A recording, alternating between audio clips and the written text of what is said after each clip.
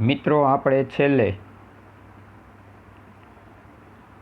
માંગનું વિસ્તરણ અને સંકોચન વાળો પ્રશ્ન આકૃતિ સાથેનો જોયો. અહીંયા માંગનું વિસ્તરણ અને સંકોચન એ માંગના નિયમ પર આધારિત છે. માંગના નિયમમાં આપણે આલ્ફ્રેડ માર્શલે આપેલી બાબત જોઈ ગયા હતા કે અન્ય પરિબળો યથાવત રહે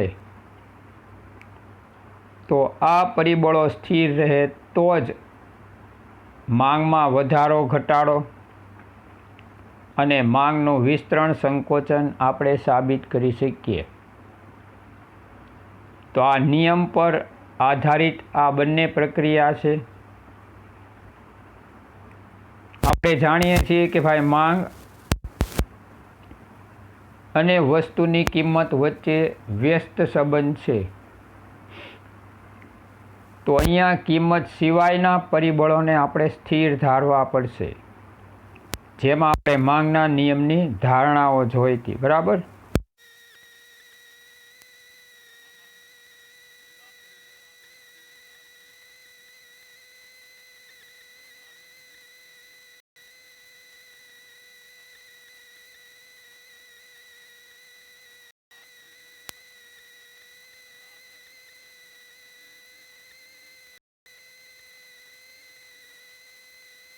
બીજું ગ્રાહકોની આવક,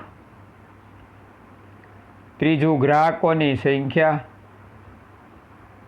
ચોથું અવેજી અને પૂરક વસ્તુઓની કિંમત, પાંચમું ભવિષ્યના ભાવ અંગેની કોઈ ધારણાઓ કે અટકળો થવી જોઈએ નહીં. તો આ બધી પરિસ્થિતિને આપણે સ્થિર ધારીએ તો જ માંગનું વિસ્તરણ અને સંકોચન અને એને પછી આવતો પ્રશ્ન છે કે માંગમાં વધારો ઘટાડો, આ બંને આપણે સાબિત કરી શકીએ. એટલે આમાં પણ આપણે માંગનું વિસ્તરણ ને સંકોચનની વ્યાખ્યામાં પહેલું જ આ બંધારણ બાંધવું પડશે કે અન્ય પરિબળો સ્થિર રહે. સ્થિર એટલે યથાવત રહેવા જોવે, એમાં કોઈ ફેરફાર થવો જોઈએ નહીં. અને વસ્તુની કિંમત ઘટે તો વસ્તુની માંગમાં વધારો થાય, તે માંગનું વિસ્તરણ દર્શાવે છે. હવે અહીંયા આપણે કે ભાઈ વસ્તુની કિંમત ઘટી તો એનેથી વિરુદ્ધ પ્રક્રિયા થશે. એક વસ્તુ ઘટી, બીજી વસ્તુ વધશે. કિંમત ઘટી છે તો માંગમાં વધારો થશે, અને જ્યારે વધારો આવે એટલે એનો અર્થ એમ થયો માંગ વિસ્તરી એટલે વધારો.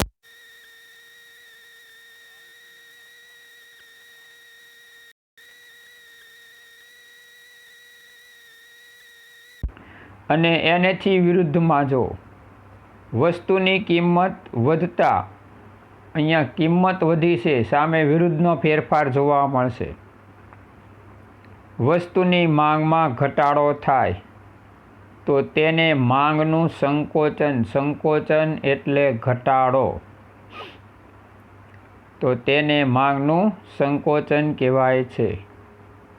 આમ માંગનું વિસ્તરણ સંકોચન વસ્તુની કિંમતની આધારિત ફેરફારો ગણાય. આપણે ધારણામાં વસ્તુની કિંમતને સ્થિર ધારવાની નથી. બરાબર, એ ધ્યાન રાખવાનું છે. માત્ર કોને? તો કે આપણે અગાઉ જોઈ ગયા એવા પરિબળોને સ્થિર ધારવાના, કારણ કે માંગ છે એ કિંમત આધારિત પરિવર્તન છે મોટા પ્રમાણમાં. એટલે કિંમતને તો સ્થિર ધારવાનો કોઈ પ્રશ્ન ઊભો રહેતો નથી. બરાબર. તો આ રીતે માંગનું વિસ્તરણ અને માંગનું સંકોચન કિંમત આધારિત પરિસ્થિતિ છે. અહીંયા આપણને કોષ્ટક આપેલું છે કે ભાઈ વસ્તુની કિંમત રૂપિયામાં, વસ્તુની માંગ એકમમાં. આપણે આગળની આકૃતિમાં જોઈ ગયા માંગની, તો કિંમત વધારેથી ઘટાડા તરફ લેવાની છે. જો પહેલાં મોટામાં મોટી રકમ, પછી એનાથી નાની, એમ ઉતરતા ક્રમમાં લેવાની છે. જો અને વસ્તુની માંગ એકમમાં લેવાની છે. નાના એકમથી શરૂ કરવાનું, મોટા સુધી જવાનું છે. એટલે બે વિરુદ્ધમાં ફેરફાર દર્શાવી શકાય. તો કિંમત આપણે 5 રૂપિયાથી 1 રૂપિયા સુધી લીધી અને માંગ આપણે 1 એકમથી 5 એકમ સુધી લીધી. બરાબર. તો આ રીતે જોઈએ તો વસ્તુની કિંમત ₹5 ત્યારે તેની માંગ કેટલા 1 એકમ છે. કિંમત રૂપિયા ઘટીને 4 થાય તો એની માંગ વધીને 2 એકમ. કિંમત 3 રૂપિયા થાય ઘટીને તો માંગ વધી 3 એકમ. કિંમત 2 રૂપિયા થાય ઘટીને તો માંગ 4 એકમ. અને વસ્તુની કિંમત 1 રૂપિયો હાવ ઘટીને થઈ ગઈ તો એની માંગ વધીને સૌથી વધુ 5 એકમ થઈ ગઈ. જો હવે આ પરિસ્થિતિને આપણે સામે આકૃતિમાં દર્શાવી છે. તો અહીંયા OX ધરી ઉપર વસ્તુની માંગ એકમમાં આ ખોટું દર્શાવાય તો આકૃતિ ખોટી આવશે. એટલે ધ્યાન રાખવાનું, એ વસ્તુની માંગ એકમમાં એ OX ધરી પર દર્શાવવી પડશે અને વસ્તુની કિંમત OY ધરી ઉપર દર્શાવવાની રહેશે. બેની અંદર આપણે 1, 2, 3, 4, 5, 6, કારણ કે આપણે એનાથી કોઈ વધુ કિંમત લીધી નથી, એટલે આપણે એટલા એકમ અને એટલી કિંમત લેવાની રહેશે. તો સૌથી પહેલું આપણને બિંદુ મળે છે, કિંમત 5 રૂપિયા છે Y ધરી ઉપર. જો બરાબર. તો X ધરી ઉપર એની માંગ 1 આવશે તો B બિંદુ મળ્યું. બરાબર. પછી 4 રૂપિયા ઘટીને થઈ તો માંગ 2 એકમ થઈ. પછી 3 રૂપિયા ઘટીને થયા તો માંગ 3 એકમ થઈ. તો એ આપણે A બિંદુ આપ્યું. જો એમાં પછી કિંમત ઘટીને 2 રૂપિયા થઈ તો માંગ વધીને 4 એકમ થઈ. કિંમત ઘટીને 1 રૂપિયો થઈ તો માંગ વધીને 5 એકમ થઈ. એને આપણે C બિંદુ આપ્યું છે. તો આના દ્વારા જે માંગ રેખા સર્જાય એને આપણે DD નામ આપશું, ડિમાન્ડ ડ્રાફ્ટ. બરાબર. તો આ ડિમાન્ડ ડ્રાફ્ટ એટલે DD. અહીંયા આપણે એમાં માંગનું વિસ્તરણ અને સંકોચન દર્શાવવાનું છે. તો A બિંદુથી B બિંદુ તરફ માંગનું સંકોચન છે. જો કારણ કે માંગ 3 એકમ છે ત્યારે કિંમત 3 રૂપિયા છે. બરાબર. હવે કિંમત વધીને 4 રૂપિયા થાય તો માંગ ઘટીને 2 એકમ થઈ ગઈ. કિંમત વધીને 5 રૂપિયા થઈ તો માંગ ઘટીને 1 એકમ થઈ ગઈ. તો આ રીતે A બિંદુથી B બિંદુ તરફ જતાં આપણને માંગનું સંકોચન પ્રાપ્ત થશે. જ્યારે A બિંદુથી C બિંદુ તરફ જતાં માંગનું વિસ્તરણ એટલે માંગમાં વધારો પ્રાપ્ત થશે. A બિંદુએ જોઈએ તો 3 એકમ માંગ છે અને 3 રૂપિયા કિંમત છે. હવે કિંમત ઘટીને 2 રૂપિયા થાય તો માંગ વધીને 4 એકમ થશે. કિંમત ઘટીને 5 રૂપિયા થઈ તો માંગ વધીને 5 એકમ થશે. બરાબર. કિંમત ઘટીને 1 રૂપિયો થઈ તો માંગ વધીને કેટલી થશે? 5 એકમ, જે C બિંદુ દ્વારા દર્શાવેલું છે. તો અહીં માંગનું વિસ્તરણ જોવા મળ્યું આપણને, બરાબર. કઈ તરફ? એ બિંદુથી સી બિંદુ તરફ. તો આ માંગના વિસ્તરણની અંદર માંગ રેખા જમણી બાજુથી ડાબી બાજુ તરફ ખસી. જો એ બિંદુએ આપણો જમણો હાથ અને બી બિંદુએ આપણો ડાબો હાથ આવશે.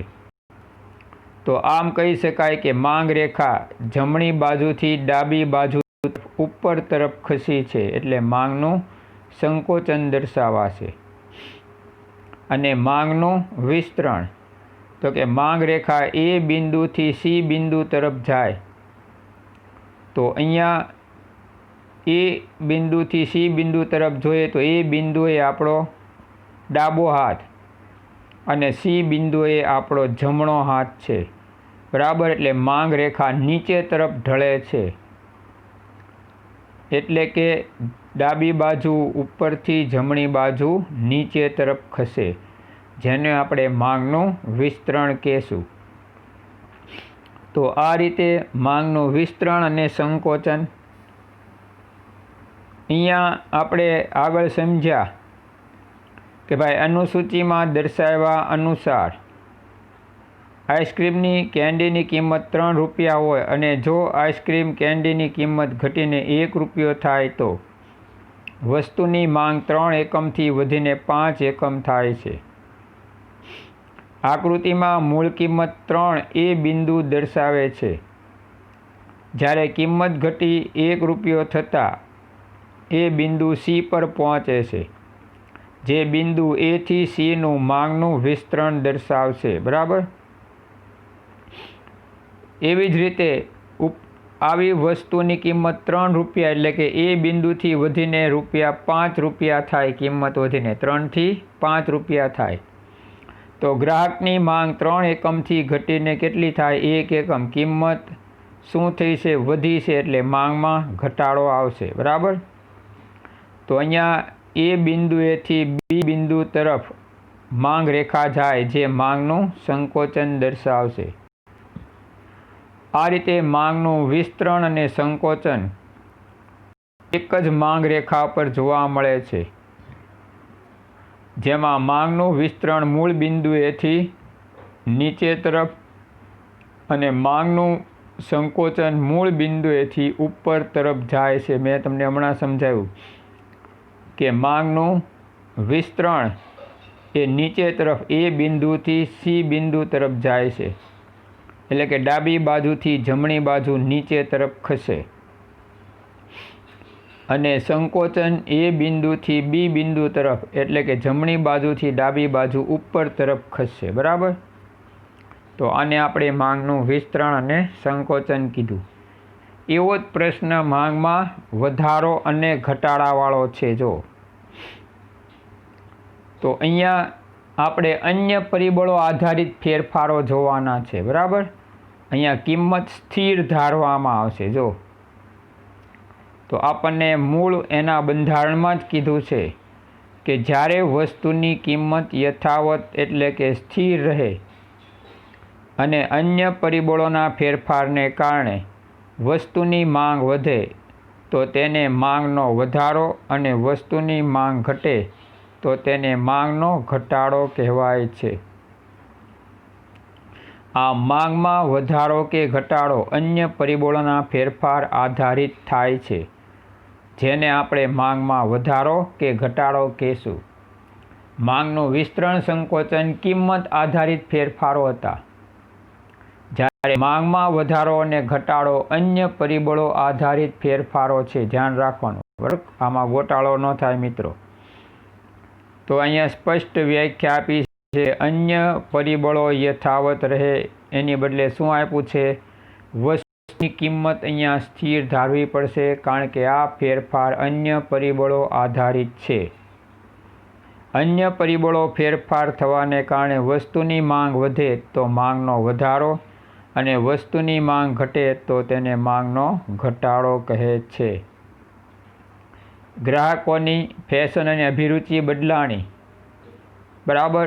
તો કિંમત સ્થિર હોય છતાંય માંગમાં પરિવર્તન આવે કે ભાઈ કોઈ વસ્તુની કિંમત 500 રૂપિયા છે બરાબર. હવે એ જ વસ્તુ ગ્રાહકો અત્યાર સુધી ખરીદતા, હવે એમની અભિરુચિ અને એની પસંદગીમાં ફેરફાર આવ્યો કે ભાઈ હવે આવી વસ્તુ જૂની થઈ ગઈ, નથી ખરીદવી. તો આ વસ્તુની કિંમતમાં કાંઈ ફેરફાર નથી થયો, છતાં માંગ ઘટશે, કારણ કે જૂની પુરાણી પદ્ધતિની વસ્તુ છે. ગ્રાહક થોડા પૈસા દઈને નવી આધુનિક ટેકનોલોજીની વસ્તુ સ્વીકારશે. બરાબર. ટેલિવિઝનમાં તમે જો, પહેલાં પાછળ આપણે ઓલી આખી પિક્ચર ટ્યુબ આવતી મોટી લાંબી અને જગ્યા રોકતા એવા ટેલિવિઝન હતા. એની કિંમત સ્થિર રહે. અત્યારના LED ને LCD આવી ગયા તો એની કિંમત એની કરતાં થોડીક વધારે હોય. તો ગ્રાહકો આ વસ્તુની કિંમત વધારે હોવા છતાં એ ખરીદશે, કારણ કે નવી પદ્ધતિ ટેકનોલોજી છે. બરાબર. તો જૂની વસ્તુની કિંમતમાં કાંઈ ફેરફાર નથી થયા, પણ ગ્રાહકોની પસંદગી અને અભિરુચિ બદલાય છે. બરાબર. તો એને કારણે આ વસ્તુની માંગ, જૂની વસ્તુની માંગ ઘટી અને નવી વસ્તુની માંગ વધી છે. એવી રીતે ગ્રાહકોની સંખ્યા વધે ઘટે તો પણ કિંમત સ્થિર હોય તો પણ એમાં ફેરફાર આવશે. કોઈ ગામની અંદર 10,000 વ્યક્તિ વસવાટ કરે ગામડામાં.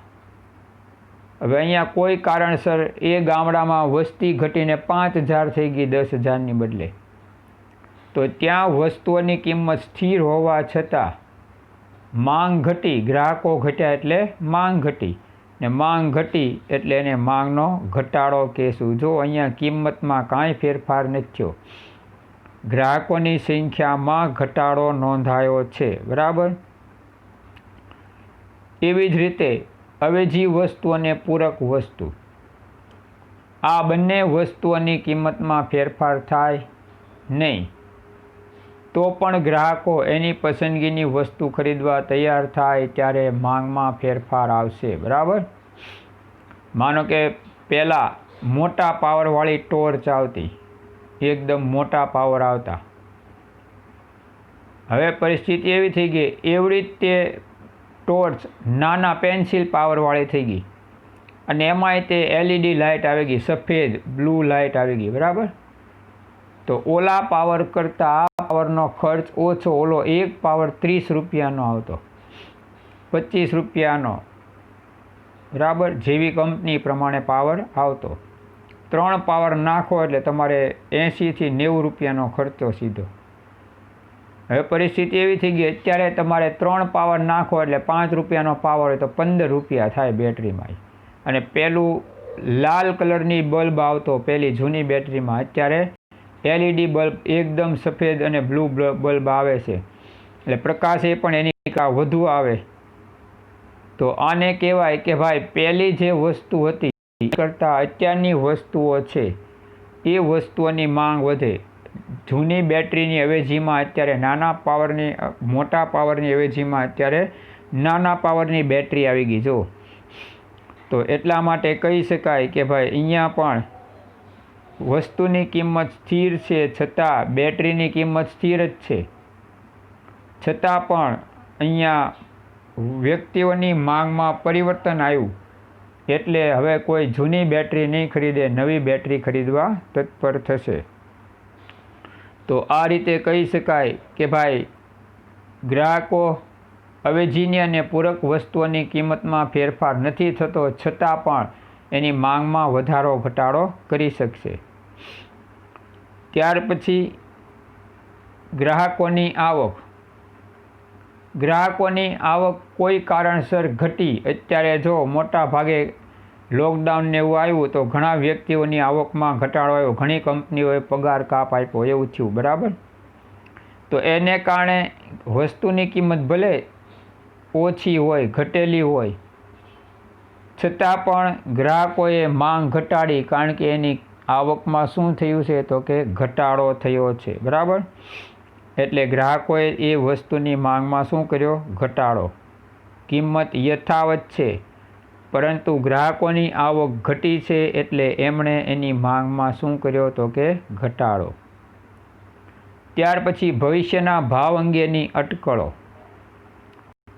વસ્તુની કિંમત ભવિષ્યમાં વધશે કે ઘટશે એવી અટકળો મળે તો પણ અત્યારની કિંમત સ્થિર છે, એમાં કોઈ ફેરફાર નથી, તો પણ માંગમાં પરિવર્તન આવશે.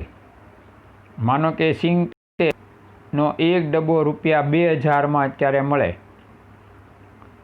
હવે એવી અપેક્ષા આવે અથવા એવી વાત આવે, એવી આગાહી આવે કે ભાઈ દિવાળી સુધીમાં સિંગતેલનો ડબ્બો ₹2500 થી ₹2600 થઈ જશે, કિંમત વધી જશે. તો લોકો અત્યારે એની કિંમત સ્થિર હોવા છતાં એની માંગમાં શું કરશે? વધારો. એનું કારણ છે કે ભવિષ્યની બચત ધ્યાનમાં રહે.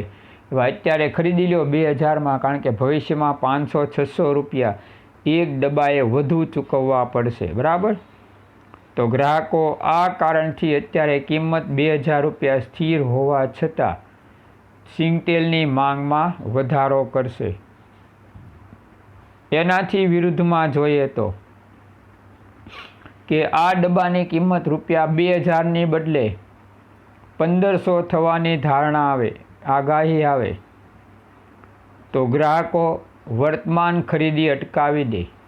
કિંમત 2000 સ્થિર જ છે, છતાં માંગ ઘટી. જો કારણ કે ગ્રાહકોને ખબર છે કે ભાઈ દિવાળી ઉપર નવી સિંગ આવશે અને તેલ વધારે બહાર આવશે તો એની કિંમત ₹500 જેવી ઘટશે.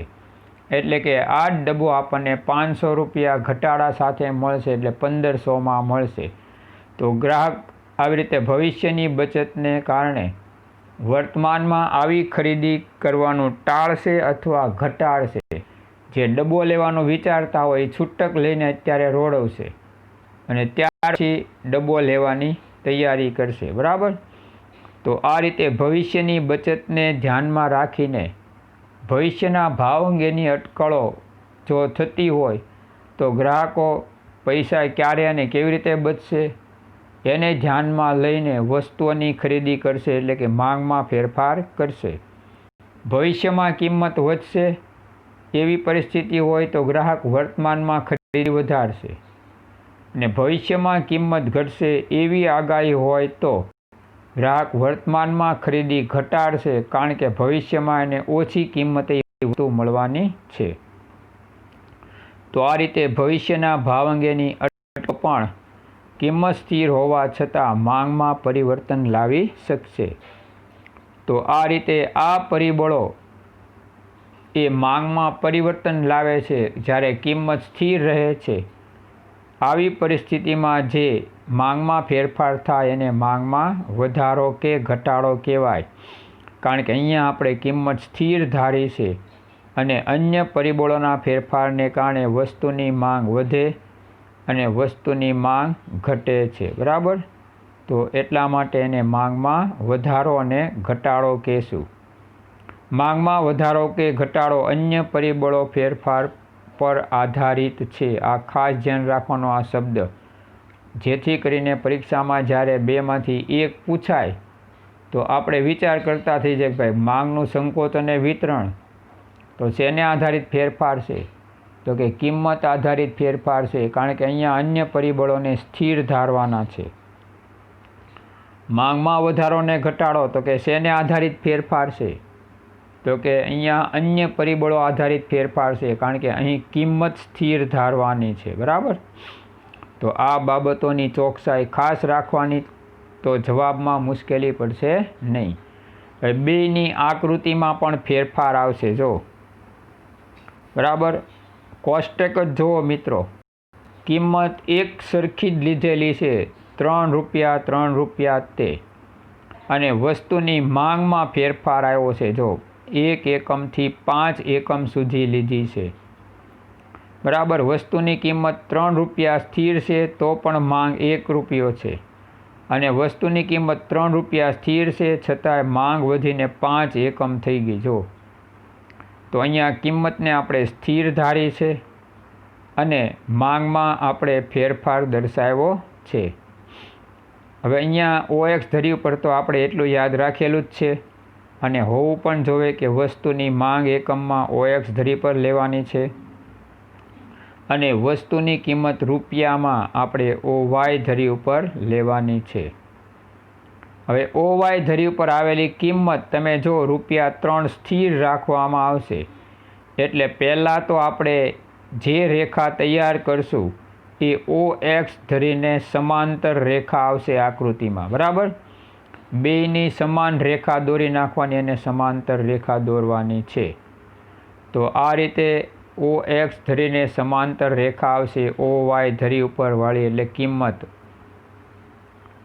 હવે અહીંયા એ બિંદુએ આપણે જોઈએ 3 એકમ માંગ અને 3 એકમ ₹3 કિંમત. અહીંયા કિંમત સ્થિર ધારેલી છે, એટલે આપણે હવે A, B અને C 3 બિંદુઓ લઈએ. મધ્યમાં A, ડાબી બાજુ B અને જમણી બાજુ C બિંદુ લઈએ છીએ, બરાબર. અહીંયા ₹1, ₹2, ₹3, ₹4 એ બધા બિંદુઓ પહેલાં એક સરખા મેળવી જ લેવાના છે. જો કારણ કે ₹1ની 1 એકમ માંગે બરાબર ₹3 જ કિંમત છે. 2 એકમની માંગે પણ ₹3, 5 એકમની માંગ વધુમાં વધુ છે તો પણ કિંમત ₹3 જ છે, એમાં કોઈ પરિવર્તન આવ્યું નથી. તો આ રીતે જોઈએ તો માંગમાં વધારો ઘટાડો થયો છે, પણ કિંમતમાં કોઈ પરિવર્તન જોવા મળ્યું નથી.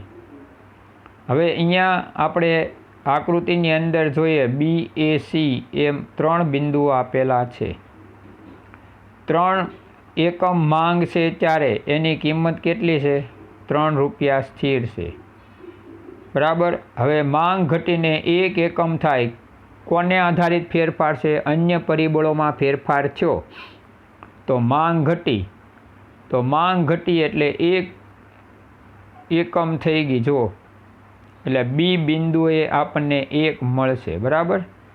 તો ત્યાં DD2 માંગ રેખા DD1 એ બિંદુએ DD1 અને B બિંદુએ DD2 આવશે. એવી રીતે 4 અને 5 એકમ તો કિંમત સ્થિર જ છે, તો C બિંદુએ આપણને DD3 માંગ રેખા મળશે, બરાબર. તો આમ 3 બિંદુએ આપણે DD માંગ રેખા દર્શાવવાની રહેશે. તો મુખ્ય બિંદુ DD1 એનેથી આગળ ઘટ્યા તો આપણે DD2 એટલે B બિંદુ, અને આ બાજુ વધ્યા તો DD3 માંગ રેખા C બિંદુએ આવશે, બરાબર. તો પહેલું માંગમાં ઘટાડો. A બિંદુએથી B બિંદુએ જાય એટલે માંગ ઘટે છે. જો 3 એકમમાંથી 2 એકમ અને 1 એકમ થઈ ગઈ, કિંમત સ્થિર છે, બરાબર. બીજી બાજુ A બિંદુએથી C બિંદુએ જાય એટલે માંગમાં વધારો છે. જો તો 3 એકમમાંથી 4 એકમ અને 5 એકમ સુધી થઈ ગઈ માંગ. તો આ રીતે જોઈએ તો A બિંદુથી B બિંદુ એ માંગમાં ઘટાડો દર્શાવશે, અને A બિંદુથી C બિંદુ એ માંગમાં વધારો દર્શાવે છે, બરાબર. તો આ રીતે અહીંયા એક જ DD માંગ રેખા ઉપર માંગમાં વધારો અને ઘટાડો પ્રાપ્ત થયા છે. જેમ આપણે માંગમાં વિસ્તરણને સંકોચન પણ એક જ માંગ રેખા ઉપર મળ્યા હતા, બરાબર. એમ આમાં પણ એક જ માંગ રેખા ઉપર આપણને શું મળ્યું? તો કે માંગમાં ઘટાડો અને માંગમાં વધારો. પણ અહીંયા કિંમત સ્થિર છે, એટલે પરિસ્થિતિ એવી છે કે માંગ રેખા DD કોને સમાંતર છે? તો કે OX ધરીને સમાંતર છે, કારણ કે કિંમતમાં કોઈ ફેરફાર થતો નથી. અહીંયા ફેરફાર માત્ર અન્ય પરિબળો આધારિત છે ને એને કારણે માંગમાં વધારો અને માંગમાં ઘટાડો શક્ય બન્યો છે, બરાબર. તો આ રીતે આપણે આકૃતિ દ્વારા માંગમાં વધારો અને ઘટાડો દર્શાવવાનો રહેશે. તો આને આધારિત હમણાં આપણે જે સમજ્યા એની સમજૂતી તૈયાર કરવાની રહેશે. આમ માંગમાં વધારો અને ઘટાડો કોષ્ટક બરાબર યાદ રાખવાનું છે, કિંમત સ્થિર ધારવાની છે, અને માંગમાં પરિવર્તન 1 થી 5 એકમ સુધી, શરૂઆત 1 થી અને 5 એકમ સુધી જવાનું છે. સારું, પછીના પીરિયડમાં આપણે આગળ જોઈશું, બરાબર. આભાર.